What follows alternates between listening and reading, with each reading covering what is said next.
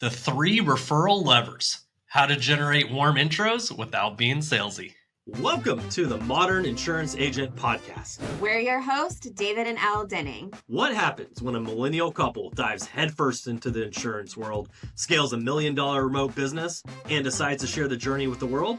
You get the Modern Insurance Agent. Here, we reveal the messy, magical, and sometimes hilarious realities of building a business and a life you love. From traveling the globe to building remote teams. Yes, even working remotely on top of a mountain in the Philippines. We're sharing insights, strategies, and plenty of laughs to help agents and entrepreneurs succeed. Because, let's face it, success isn't just about hitting numbers. It's about designing a life that works for you. So let's dive in and build something extraordinary together. Welcome back to the Modern Insurance Agent Podcast. We are excited to have you jump on for today. So referrals, they're not just about random luck. You know, it isn't just what falls out of the sky. They're engineered. And no, you don't need a degree. Thankfully, I didn't get my engineering degree. In this episode, we're going to show agents how to pull 3 referral levers, simple levers that will become referable, spark timely intros, and make handoffs effortless. So warm conversations hit your calendar without feeling salesy. But Elle, where can they get all the goodies as we hop into today? Yes, if you haven't already gone over to jumpstartgonow.com/podcast, you definitely want to do that now or right after this podcast ends so that you can download all of the show notes, all of the marketing goodies that we've got there for you. Again, that's jumpstartgonow.com/podcast. That's where all the smart agents go, by the way. So go grab your notes. And yeah, if you want to connect, talk a little bit more on, hey, what does using social look like to grow my business? Always considered it, looks powerful to me. And how do I get more referrals that way too? Then yeah, go there, grab a time, and we'd love to chat. So, man, what are some of the pains agents are feeling when it really comes to referrals besides just not getting them, right? I mean, that's the thing, right? it is the thing, though. And we laugh, but it's not a mean laugh. It's just a reality laugh of a lot of the conversations that we have. And I'll talk to people that are literally doing $1 million+ a year in production. And I'll be like, how many referrals are you getting? They're like, very little, none. I can't remember, not enough. Is all the common phrases I hear. I'm like, well, you have an existing book of business. You have all these clients. Surely they're sending you referrals because you've done a good job and you've gotten stuff in place and you have a close relationship with them. And the common thing I hear is not really. No, don't really look at that. Don't really track that. I feel like I have to keep working leads or keep running ads to try to get more business, but I don't have a lot of business come in by itself, which is a huge missed opportunity. Right? Absolutely. Yeah. And I think a lot of times people also are thinking about referrals. I think there's this like weird thing that comes up in the insurance space where it's like that real awkward moment where you've closed the sale, you've buttoned it up, and then, you ask that question. So who are 3 people that you know that I might be able to help? And it kind of creates this weird tension. And I think a lot of times when we think about referrals, people think that that's kind of the only way to get referrals is by like that direct ask. But today we're going to talk about really how social media marketing is such a huge factor in getting referrals. I can't tell you how many of our clients, when they're sharing wins of what's coming through their organic strategies. It's actually happened with 2 clients on one of my calls today that were like, a referral that came from an existing client, and then referrals that came from social media of somebody that they were staying top of mind with. And the one that was like, oh yeah, it's an existing client, I'm closing this annuity today. The referral came from somebody that she had helped in the past, but she was like, I know, like I'm connected with that person on social media. They're regularly engaging with my content. So I know that I'm staying top of mind with them. So we're going to talk about that today and really dive into it.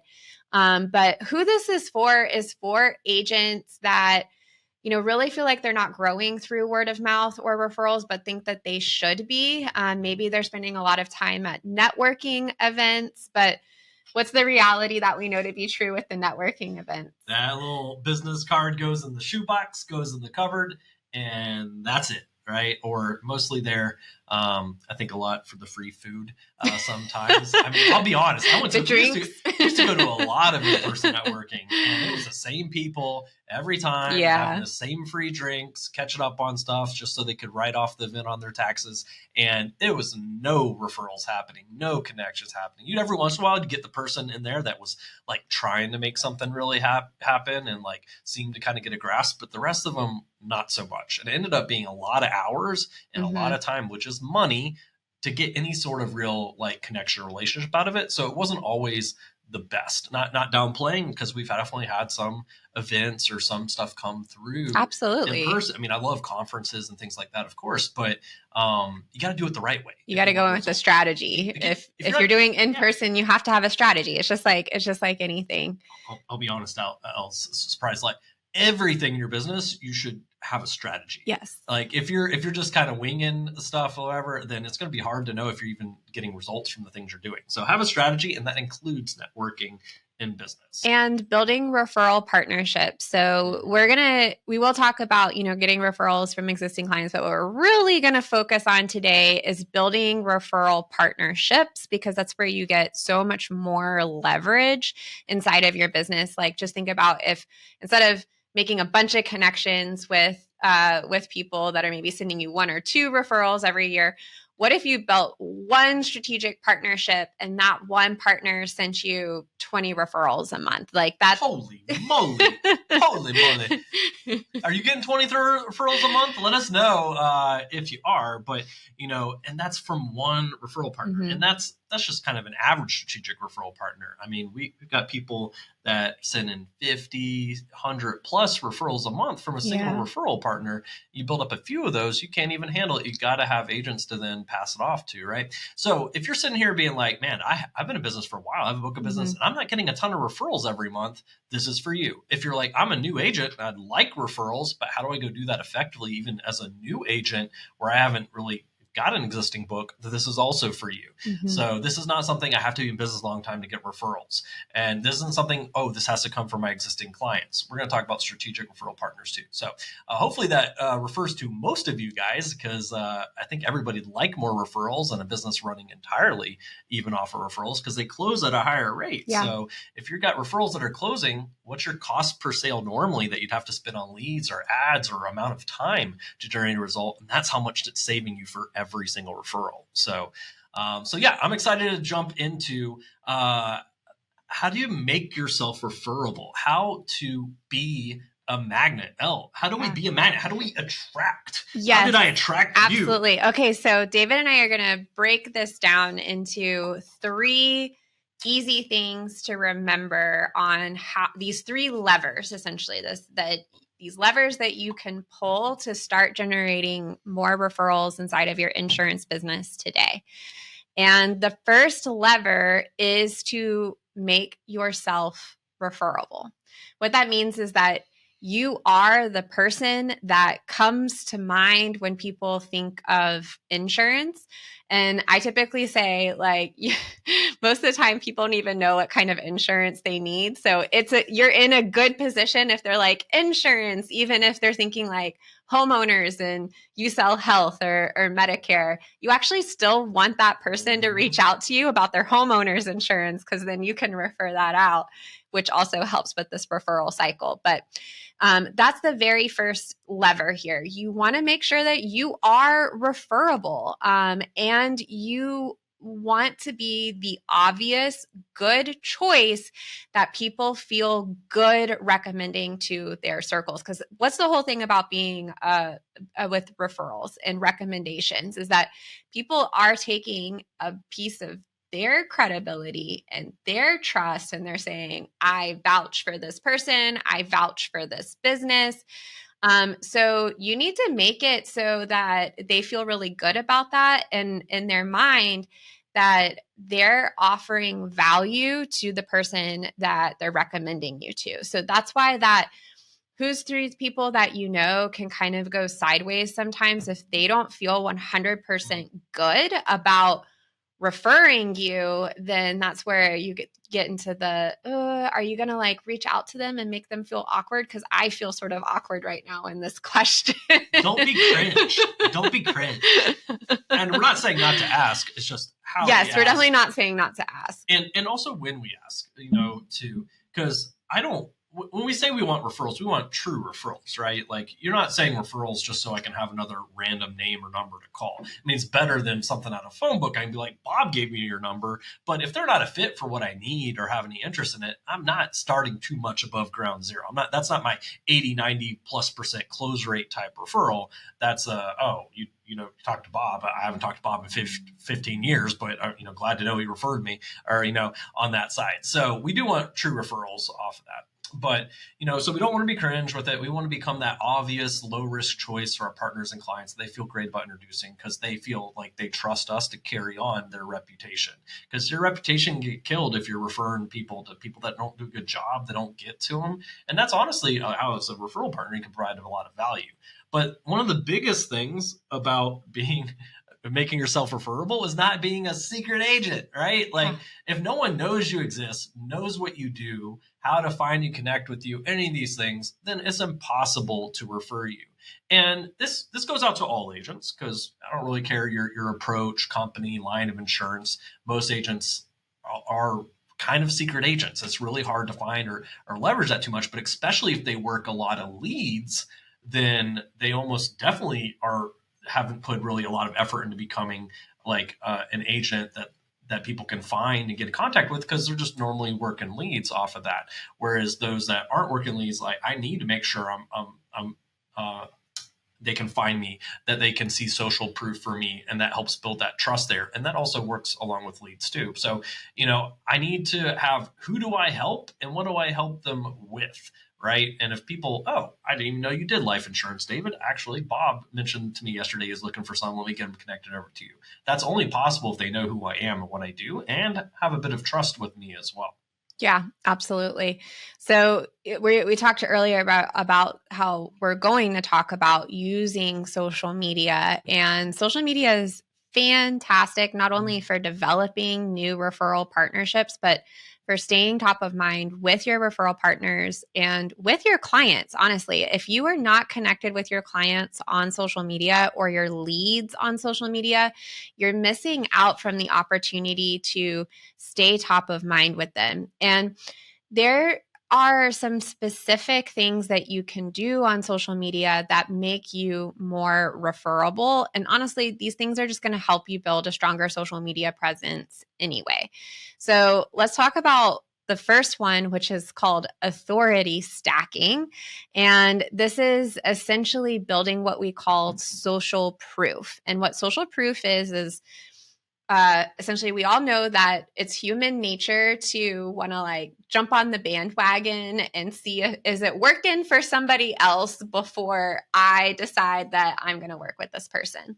So what social proof is sharing client wins, testimonials, a before or after story. And we recommend that you post this on social media at least once a week to start really bringing in stories about how other clients are working with you and the result that they're getting from that work that they're doing with you. Did you save them money? Did you find them a better plan? Did you give them peace of mind? Maybe you went over and beyond for them in some way and researching doctors, or maybe, excuse me, maybe they had a very unique situation that you were able to come up with a unique solution. You don't have to mention them by name. You don't have to, show their face on social media, but getting in the habit of telling the stories about how you're helping your clients is huge. Plan on doing that at least once a week. Not only is it big for getting those referrals from your existing client base, but it's so huge in your referral partners. When they see that content, they're like, oh, you know what? I see David consistently showing up, sharing how he's helping his clients. I feel way better about sending my referrals over to him. And if you're not collecting that, please start collecting that. Whether it's just you jotting down the stories and then maybe not using names, or if, hey, would it be okay if we get a picture together? Is it okay if I share a little bit about this? Leave out any personal details, stuff like that. Be like, yeah, absolutely, right. And so collect that, because it is where you get to show, just like you would look at reviews or about a business before you work with them, it's what other people are looking for too, whether they're actively looking or that's just imprinting some of that authority that they're constantly seeing as seeing, oh man, I see you always helping somebody. Every time I look at one of your posts and what you're doing, and I see these stories, like, hey, that one kind of resonates with me, comes from that as well, or it resonates with, oh, I'm thinking about my neighbor, oh, let me refer you over to him as well. So make sure you're collecting in the first place, make sure you're getting it out, and it has a huge impact. And one of the big things there too is it helps you get your face and your voice in front of them, which helps build trust. That's why social media is so effective, not only for clients and getting clients and prospects, or being in front of your clients for them continuing to refer you, but also with referral partner side. So you want to make sure you show up on video at least once a week, so that partners can feel like they know you, right? Like, and they will get to know. I'm just not as use quotations, but I feel like you're being authentic in this. It's not a facade that you're putting on with this video. And this video, yeah, it could just be you explaining a frequently asked question, like 30 seconds, a minute. It could be short form video. It's fine. Explaining a common myth about insurance, telling a story about how you helped a client, like we just mentioned a second ago, or it could even be some just personal life too of a video. They get to see you, right? But even better if it's a little bit of education on the insurance side as well. It's not to, hey, come get insurance from me or anything like that, but more of education and building this authority. So make sure you're showing up, and that helps with not being a secret agent, along with that authority of how you're helping people. And what else? What else? How do I make myself memorable too, or just easy to refer also? You want to make sure that people can easily understand what you do. So you want to think about a one-liner, if you will, that's easy for people to remember so that they can refer you. If it's very complex, like every time that they see your social media content or every time they have a conversation with you, if they're kind of like, man, yeah, I know that they know what they're talking about, but I can't understand what it is that they actually do.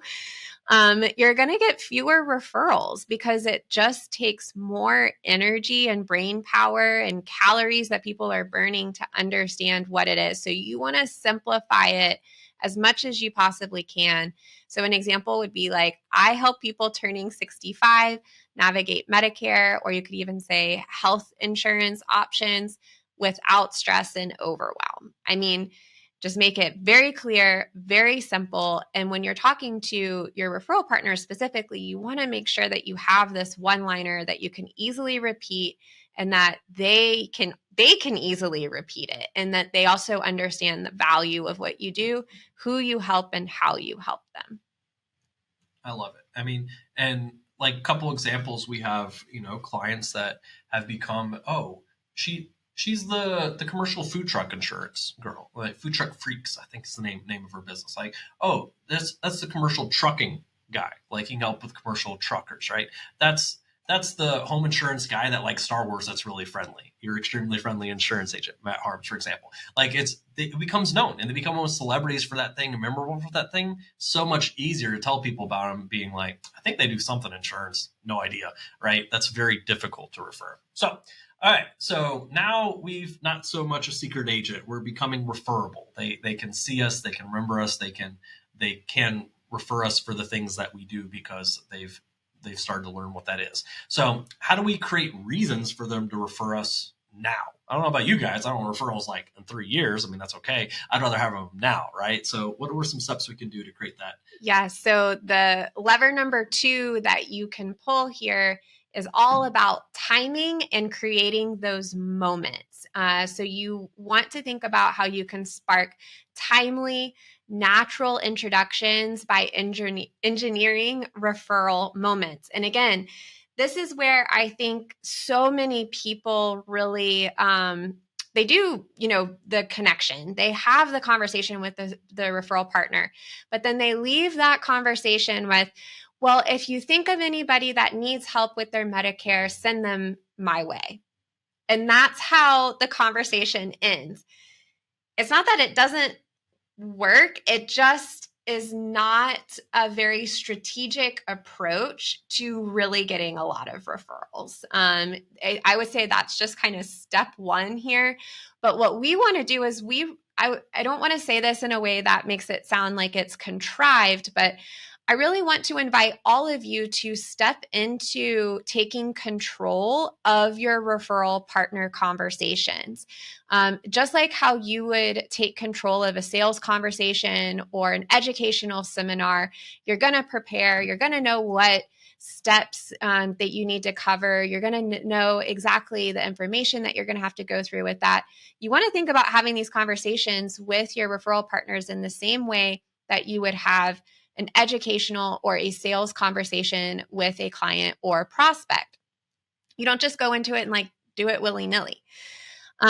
So some core moves that you can think about as far as creating the moment is you want to first, when you're having your conversations with your potential referral partners, you want to uncover particular moments that also align with how you can help their clients already. So that might be that they're buying a new home. That's why so many agents like aligning with real estate and loan officers. It could be a job change. It could be a Medicare window. You want to make sure that you're having conversations so that you can really also understand how I actually like to ask this question is, tell me a little bit about what your new client intake or onboarding process looks like. Walk me through. I'm a client of yours. Now what happens? Maybe this is with an attorney, a real estate agent, a loan officer. Do you do some sort of intake as, CPA, tax accountant, bookkeeping, web designer, whoever? Most all professional services have a intake onboarding that they do with their clients.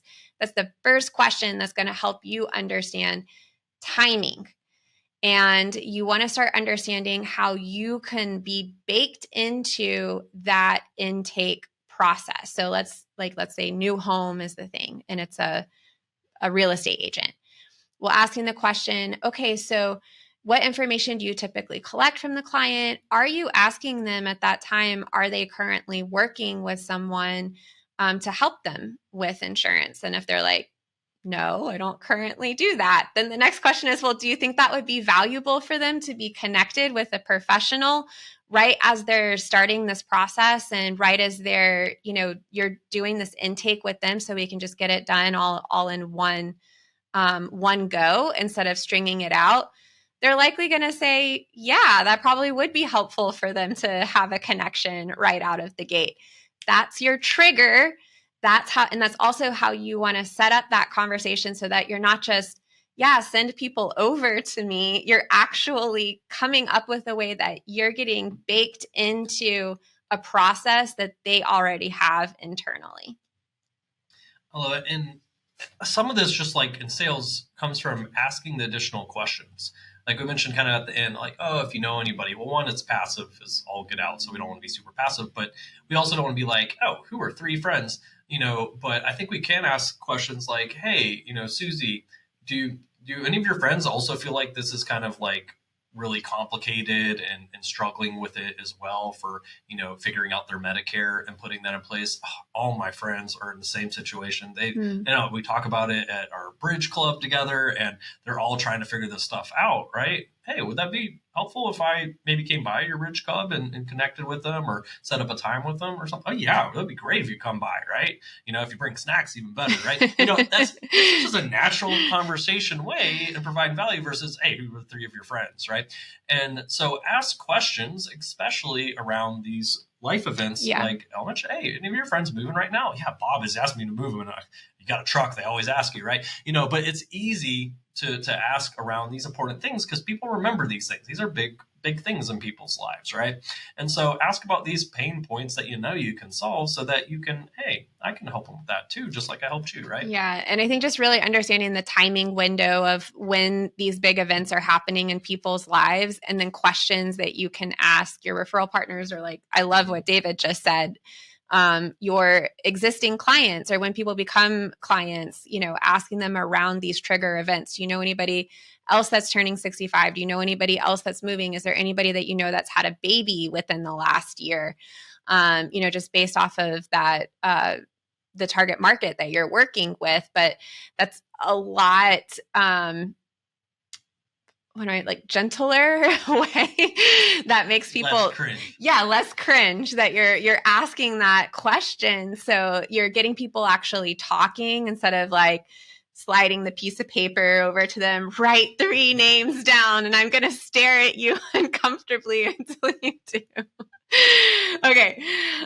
So the next thing that you can do is that you can work with your referral partners to actually co-brand something that would be valuable for your target audience. So you want to think like a 1-page checklist, a mini guide, a calculator that your referral partner could also put into either a new client welcome packet, or again, understanding how they're working with their clients is super helpful with this. But moving houses, for example, maybe you put together a list of all of the best home services or recommended home services for people in your area. Or maybe it's a local guide to, best restaurants or best kid-friendly activities to do.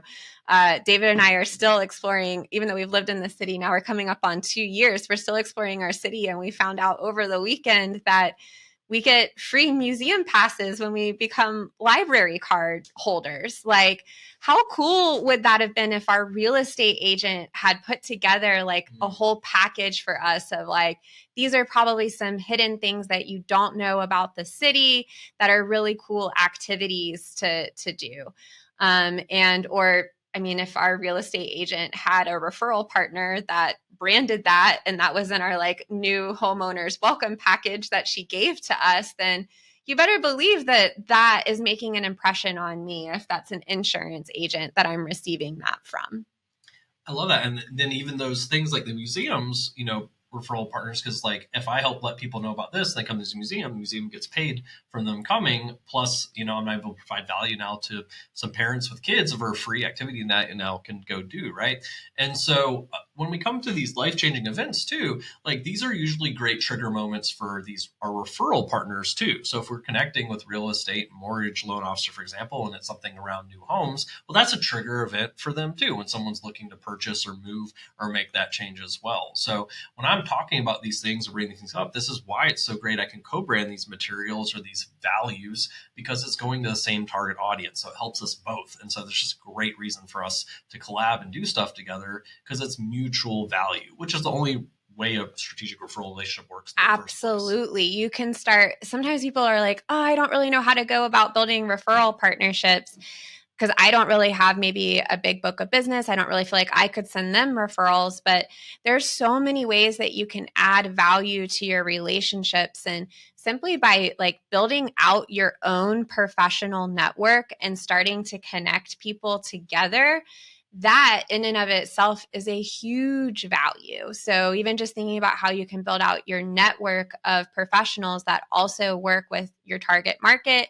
whether that's new home buyers or new parents, or people turning 65, start thinking about who those professionals are. When you start building those connections and then start connecting them with each other, and then find ways that you all can work together to serve your ideal audience, your ideal client, that's really where the win-win-win-win comes in, because you're not only helping yourself and your referral partner and your client, then now you're also adding value to your professional network as well. Not just co-branding things, I can also do little micro events together with my strategic referral partners. We all love big events, sure, where we're putting on some sort of something at a festival or a nonprofit event, or we're doing a drive of raising money for a charity or something like. There's all kinds of things we can do with our referral partners that are bigger, but takes a little more planning time, maybe even money. But we can do these micro events, which are maybe 10 to 20 minute Zooms or Facebook Lives. Where we're covering something educational or going through, and maybe we have something of value like a checklist or a guide or something we've put along together as a part of that, but driving both to each other's audiences now seeing things, plus new audiences that also are the same for both of us that we're able to get in front of, build that trust, authority, rapport, as well as pull business out of as well. So these could be like 3 renewal mistakes to avoid this month, right? And so we can, and you can host the logistics of, hey, I'll set up the Zoom and everything, and I'll send this to my email list, and here you can send this to yours too, and they invite from theirs, and then it's a win-win all around. And these are little easy things to do. This doesn't take much time or planning, and so it can do 1 or 2 of these a month, and it's no big deal for you and the referral partner, but helps you both. I love that. And then, being able to tap into each other's audiences, doing that too, so that, you can promote it from both sides. I think that is absolutely key. It's one of the ways that you can continue to get more and more exposure when you start building out referral partnerships that have audiences, have client bases already. It's a fantastic way to continue growing your visibility. And then going back to, social media here, and this is one of my favorite ways, which I think is extremely low effort, if you will, is to simply shout out your referral partner on social media. So if you're sitting down and you're having a coffee with them, or you guys are grabbing lunch together, snap a photo together and then do a shout out on social media that, hey, I just got together with John, and he's with, Tampa real estate, and he just shared with me some, maybe pick a tip or something, I don't know, that he shared about the housing market and what to expect in Tampa. Really enjoyed meeting with him. Definitely reach out if you have any questions about real estate in Tampa. Tag him in the post. That's a simple post right there. Or if it's a Zoom meeting, you guys can even, grab a little screenshot of your Zoom. So as you're meeting with your referral partners, if you're going by doctor's offices or building connections with dentists, whatever you're doing, if you're going by these businesses, grab a quick photo, tag them, and shout them out on your personal profile. And it's even better if you're active in some local community Facebook groups. Start shouting them out there too. They appreciate that. That's going to make you stand out. I mean, I think about loan officers and real estate agents are getting hit up all the time by insurance agents and wanting to do this type of collaboration. These are ways that you can stand out from other agents or other people out there that might be wanting to build the referral relationship. All right. Love it. Let's talk about lever number 3. And this is the mechanism, the actual how you do it. And that is all about making the handoff effortless. So David, how do we do that? I was handing stuff. Oh, thank you. Okay, there we go. For those watching us on video, it was a failed attempt at replicating that. So how do we make the handoff effortless? Handoff effortless, yes. Right? I said it right. Because at the end of the day, the easier we can make this, then the more likely it happens, the more likely they execute on it. When something's a lot of work, I'll be honest, people are lazy. They're also busy. And so anything that requires extra work, extra effort, in marketing, we call it friction, means less people will take that action. Do we want less referrals? No, we want more referrals. Well, let's make it easy for them. So we want to remove the friction from intros. We want to make sure we're responding fast. We want to close the loop so the partners look good as a part of this. Mm-hmm. So how can we make that intro easy for them, right? Do I need to send them off to some long form to complete or put something through or make sure they're tagged? No. For most of my referral partners, I say the easiest, best thing to do that actually makes it easier for the person being referred to get in contact with me is a 3-way group text, preferably. We spend a lot of time on social, so if they're connected with that person on social too, then a group Facebook message is fine too. So a 3-way group text or DM is great because all 3 of us are connected. We can see it happen. The person being referred saw the person they know and have worked with connecting them, and that person's there too. So they know, I should respond because Bob's a good buddy of mine and he made this connection. And then I see it, so I can immediately respond to it. And then the person making the referral can see if the person responded or not and follow up with them. If, hey, maybe they didn't see that Facebook message, let me give them a call and I'll put you in a group text maybe. And so they can make sure that something happens there as well. So it's the best way to make something happen there. And I can just make it easy. They don't have to go through any process. Oh, let me create group text. There you go. And I can even give them like a copy paste like intro line. Hey, here's David Denning, and here's what he does, and this is why he's great, and I've known him because of this or whatever. You guys should connect about this. And it's a copy paste thing that they can use. I'm like, cool. Now it didn't take me more than like 10 seconds to make that intro. Cool. Now I can move on with my day and I can respond. And now we got more referrals rolling in. Again, make it easy. I think sometimes, and this kind of goes back to what I was talking about earlier about taking control of these relationships and these conversations. You just really want to guide people every single step of the way. You do not want to make it difficult for your referral partners to promote you because they're already promoting their own business. They're busy running their own business. So you have to come at this at a way where you're making it simple and easy for them to connect you. And I think going ahead and just providing them, like David said, a little copy and paste of how they can intro you to that person. And then on your side, you need to make sure that you're replying as soon as possible back to this. So with your connections that your referral partners are making with you or with clients that are sending referral partners over, you want to treat that referral with white glove service. You want to go over and beyond. Make sure that means responding ideally right away to that text introduction, but at the most 2 hours after you receive it. And then you want to make sure that you're really guiding the process. So what that looks like is, after they send the intro, you go ahead and suggest some times to meet. I think that this is a core principle in texting just in general with your leads or anybody is kind of like the same thing.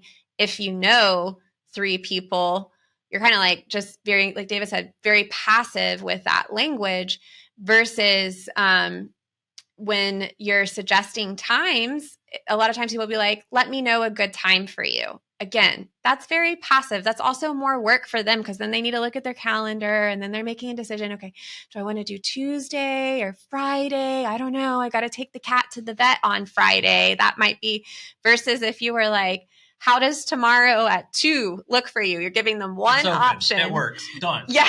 There we go. Moving along.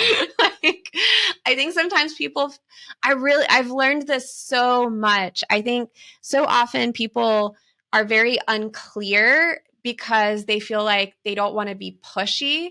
But the reality is when you're giving people very clear steps and clear options, it's like, a sigh of relief. Somebody is taking charge here. I don't have to think too much about it. And they're just saying yes or no at the end of the day. People really appreciate that. And it's going to help you move things along faster when you guide the steps like that. So make sure that you're taking that approach to this. Love it. And at the end of the day, we want to know that we're effective. How's that going? Our referral partners appreciate it too. Of like, I sent you a few people, how to go with any of those people, right? So we want to make sure we're tracking. Easiest thing to do is like a simple shared like Google Sheet, for example. It's got the name, it's got the date, got who sent it, or if this is like that I'm sharing with that referral partner, like I connected them from this place or on text, email, or how, this is one of my clients. This is someone I knew that's moving, the status of that, an outcome, and some notes. Like, and it doesn't have to be all those sections, but something a little tracking so they can know, oh, I sent Bob over to you. yeah, I've connected with Bob. I'm currently in talks with Bob. Bob was great. There's one thing about Bob that might not be able to help that particular situation, just so you know for the future, but I can help Bob on these things. Or ever. Oh, I just got Bob all taken care of. He's amazing. I told him how lucky he is to work with an amazing real estate agent like you and everything. And he's like, yeah, Susie's fantastic, right? I'm like, oh, thank you for talking me up and glad to know you were able to help them. That's so good. I got some more I can send you just like Bob, right? And so all this helps both of your sides, helps you know, like, okay, this person's sending me people that are quality and good, and I can definitely take some time to go thank them for this, or maybe send them a gift or whatever. Or yeah, all this stuff, I need to let them know that I can't help and that none of this is my target audience they're currently sending or something there. And helps a referral partner know, oh, they're actually getting contact, taking care of these referrals, making me look good. Cool, that's great. I'm That's glad to know I'm huge. sending good things to them, right? That's huge. Making sure that when you're in conversation with the referrals, that you're always edifying the person that sent them over to you, making them look good, especially if it's another business. That you always want to make sure that you're being very intentional about that. And then, yes, I can't tell you how much it bothers me when I send referrals to people and then I have to like follow up and be like, so how did it go with that conversation? Like, did it? And they're like, oh, yeah, I was able to help them out. I'm like, okay, great. Like, that's not what you want. You want to be, especially when that person becomes a client with you. You absolutely want to go back to that referral partner and say, hey, thanks so much. We were able to help out Bob. And really, really appreciate you sending him over. And then, of course, for people that you really want to put this intention behind, send them a written thank you note at least, or like a coffee, a small gift, some sort of token, just to say thank you. I really appreciate you. And as you build out these referral partners, you really want to think about solidifying 3 to 5 partners that are going to be your core partners, and think about doing larger appreciations for those partners every single year. Whether that's maybe taking them out to dinner, or if they like some or their family people, maybe you send them like a Top Golf gift card so they can take the whole family out to Top Golf, or hopefully some things about them that they would really enjoy. But you want to take that extra step for people that are consistently sending you referrals to show appreciation and show gratitude. But the biggest thing with this is making sure that you're giving the referral the very, very best experience, because that ultimately reflects back on that referral partner, and they want to feel good in sending those referrals over to you. Before we wrap up, David, I would love to just kind of give people a little intro script that they could use. So again, this would be like in your 3-way text. Let's say I am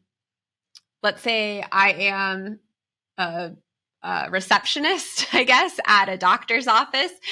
And I found out that, hey, we've got a client that is going to be turning 65 next month, and he really needs some help figuring out his health insurance. So this would be like a text message that I would be sending over to David. And I'd be saying, to David and the client, in a 3-way text, and let's say that client's name is John, I'd be like, hey, John, meet David. He helps people that are turning 65 with Medicare options so they can find a plan without stress. He has a 3-minute audit that helps spot savings and gaps. And I would say, David, this is John. He's looking at some different options for Medicare or health insurance. And so really just kind of simple text that I would turn over to connect my referral partner with my client. So this is something that you can give to them so that they know what to say. And then David would reply back and he would say, hey, thanks, Elle. And then he would greet John. Hey, John, I'd be happy to help. And I just ask a simple question there. Have you started looking at plans yet, to get that conversation rolling? Get a response back from John. Again, this is a 3-way text between you, the referral partner, and the potential client or referral. So you want to get that response back from John. And he's like, no, I haven't really started yet. And like, okay, well, the next best step would be for us to sit down, have a conversation together. What looks good for you? How about Tuesday at 3 p.m. Eastern, So again, you're just giving 1 or 2 options for them. I really don't recommend that you send a link for them to book onto your calendar. Just suggest 1 or 2 times from them to pick from, so they're not getting fatigued or overwhelmed. And of course, afterwards, you want to keep your referral partner updated on how the referral went with John and the conversation from there. Thanks, Elle. And as we're wrapping up, we got a few quick questions. Should you send your referral partners a gift card? Like we were mentioning earlier, it's great to thank your referral partners, especially if they're consistently sending, or especially if it's the first one they're sending, to encourage them to send more, of course. We don't believe in transactional. I just think it's awkward. It's weird. It's, doesn't feel as authentic, and it's not as, gets people as exciting, especially in our industry where we're limited on what we can do per referral or anyways. And so I like gifts that actually have an impact and actually mean something. If I want to do gifts, which there's tons of ways we can provide value, but if I want to use a gift instead of a gift card, I'll do something that makes sense for them. Like, if they're really big into bourbon, like they're a bourbon guy, they like talking about bourbon, cool. Once a quarter, I'll get them a nice bottle of bourbon. All right. Or, they're into plants and they're into gardening, and getting them a special plant or something there. We want to make it like impactful. And it's also like, thanks for being an amazing referral partner. Thanks for sending someone over as a part of that there. So yeah, I think rewarding them, thanking them in some way, shape, or form is great. It's not like, hey, every person you send me, give you a $15 Walmart gift card. That's not exciting. That's not great. And that's also like, now it just feels more transactional than actually, I really appreciate you being a referral partner on that side. So yes, I do believe in gifts, but I think it should be intentional and make sense and as part of that gift. But like Elle said, even a thank you card is great. Most people don't even do that. And so I would make sure you're doing at least that. Should I take a new referral partner out for coffee so they can get to know me? Absolutely. I think a referral partner goes both ways. So I think that's the best way to sit down, see learn more about each other so you can better refer them, know more about them personally. So if I send them a gift, I'd actually know what they'd like in the first place and be able to like regularly meet, whether in person or virtual, like once a month, just to check in on things that we can do together, past referrals, how did those go, catch each other up on those is great. So absolutely, I think off the bat, take someone out for the coffee, see if it's going to make sense. And you might be like, oh, save some time there. That guy's definitely not someone I'm going to be referring to anything, versus, oh, this is perfect. This person's amazing. And almost like a new friend too. This is going to be a great referral partner relationship. And so with that though, reminder, Elle, if they want to grab the show notes from today, all the goodies that we have for them, where can they go grab that? Yeah. So if you want like the scripts that we shared and you really want all of the outlines of the key points that we covered, the 3 levers to get more referrals, head on over to jumpstartgonow.com/podcast. You're going to have all of the notes there, our little, text messaging scripts that we went through. And as well as you'll have access to all of the past episodes that we've done in the show notes there as well. So that's, again, jumpstartgonow.com/podcast. Go check it out. If you guys got any questions, anything to help with, definitely reach out to us. So thank you guys so much for joining us on this episode of the Modern Insurance Agent Podcast. We'll see you on the next one.